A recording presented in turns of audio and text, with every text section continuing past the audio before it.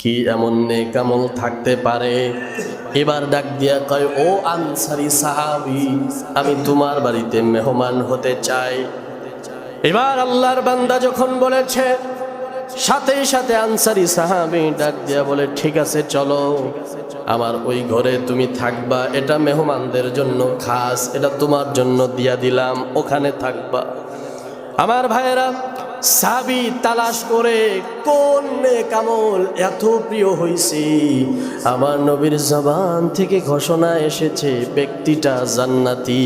সুবহানাল্লাহ। মায়ার নবী রাহমাতুল লিল আলামিন বয়ান করে, হঠাৎ করে একজন আনসারী সাহাবী প্রবেশ করছে।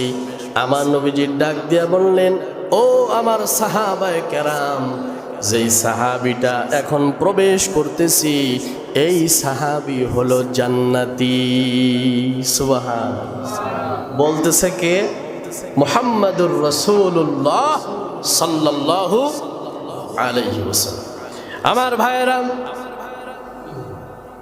আল্লাহর নবী প্রথম দিন বললেন, দ্বিতীয় দিন আবার আমার নবীজি বললেন, এখন যে প্রবেশ করবে এই ব্যক্তি হলো জান্নাতি। কয়দিন বললেন? 2 দিন। তৃতীয় দিন মজলিসের ভিতরে আবার নবীজি ডাক দিয়া বললেন, এখন আমার যেই সাহাবী, যেই আনসারী সাহাবী প্রবেশ করবে, এই সাহাবী হলো জান্নাতি সাহাবী। সুবহানাল্লাহ।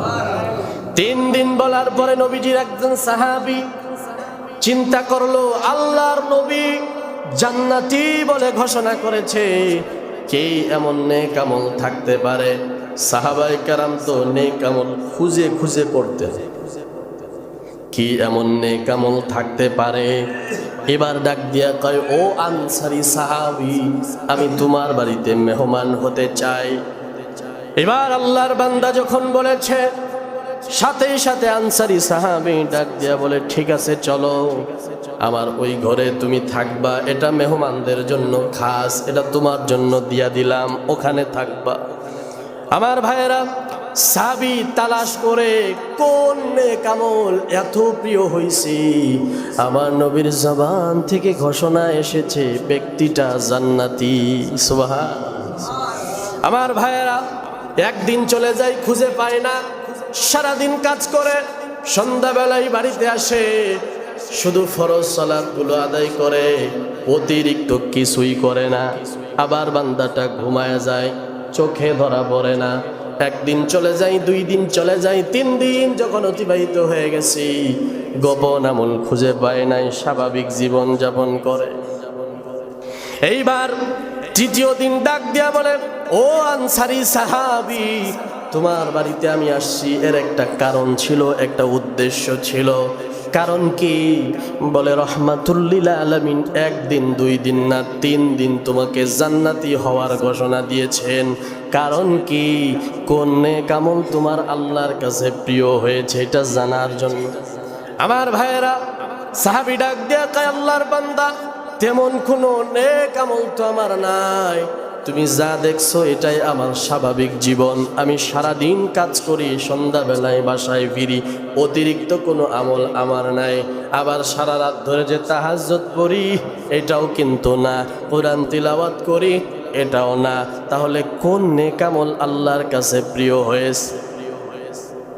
আমার ভাইয়েরা, সাহাবী পাই নাই, ফিরে আসতেছে, পিছন থেকে আনসারী সাহাবী ডাক দিয়া বলতেছে, শোনো আল্লাহর বান্দা, একটা আমল আমার আছে, সেইটা হলো সারাদিন আমি কাজ করি, সারাদিন আমি ক্ষেতের ভিতরে কাজ করি, বিভিন্ন সময় বিভিন্ন কাজ করি।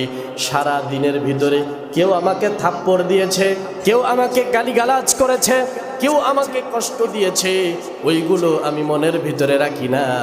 যখন আমি শুয়ে পড়ি, বালিশের সাথে মাথাটা লাগাই, সকাল থেকে সন্ধ্যা পর্যন্ত কে আমার সাথে অন্যায় আচরণ করেছে, সবগুলো আমি চিন্তা করি, ফিকির করি, গবেষণা করি, কে কে করেছে।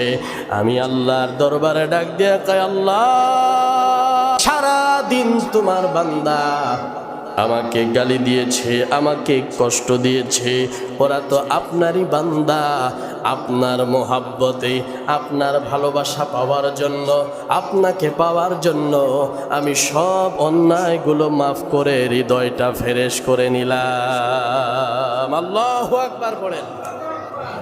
আমার ভাইরা, সাহাবী ডাক দিয়া কয়, আনসারী সাহাবী, এই কারণেই হয়তো আল্লাহর কাছে এত প্রিয় হইছো, নবীর মাধ্যমে ঘোষণা দিয়েছে তুমি জান্নাতি। সুবহান। এই জন্য আমার ভাইরা, আসেন, মানুষের প্রতি রাগ ক্ষোভ যতই থাক না কেন, আমাকে একজন কষ্ট দিলে আমি রাত্রে বালিশের সাথে মাথা লাগায় চিন্তা করি কেমনে ওরে ধ্বংস করব, ঠিক না বেঠিক? আরো ষড়যন্ত্র আটি কেমনে ওরে বিপদে ফেলবো, ও আমারে অপমান করেছে। কিন্তু না না, সন্ধ্যাবেলায় যখন আপনি চিন্তা ফিকির করবেন আপনার সাথে অন্যায় হয়েছে, অপরাধ হয়েছে, আল্লাহর ওয়াস্তে আল্লাহকে পাওয়ার জন্য মাফ করা যাবে কিনা? বলেন যাবে যাবে যাবে। আল্লাহ তৌফিক দান করুক, জোরে বলেন আমিন।